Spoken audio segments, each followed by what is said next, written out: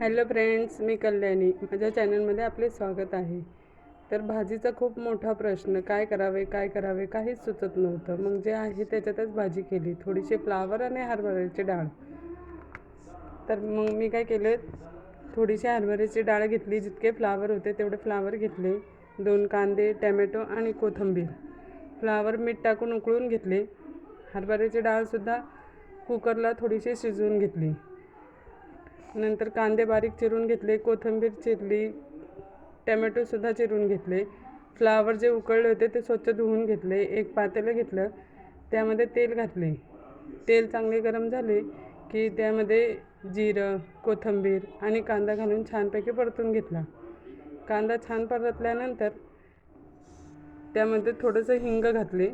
हिंग घातल्यानंतर पुन्हा एकदा परतले आणि नंतर मग आलं लसणाची पेस्ट घातली. आलं लसणाची पेस्ट घालून झाल्यानंतर थोडेसे पुन्हा परतले आणि मग टॅमॅटो घातले.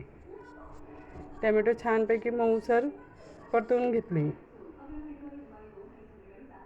टॅमॅटो छानपैकी मिक्स झाल्यानंतर त्यामध्ये मसाले घातले. हळद, तिखट, गरम मसाला, कांदा लसूण मसाला, मीठ, धने-जिरे पावडर घालून छानपैकी पुन्हा एकदा परतून घेतले. नंतर थोडंसं किंचित पाणी टाकून एक झाकण लावून 1-2 मिनटं मसाला पूर्णपणे छान शिजवून घेतला. मसाला छान शिजला की भाजीसुद्धा चांगली लागते. पहा, असा मसाला शिजवून घेतल्यानंतर त्याच्यामध्ये 1 चमचा क्रीम घातली.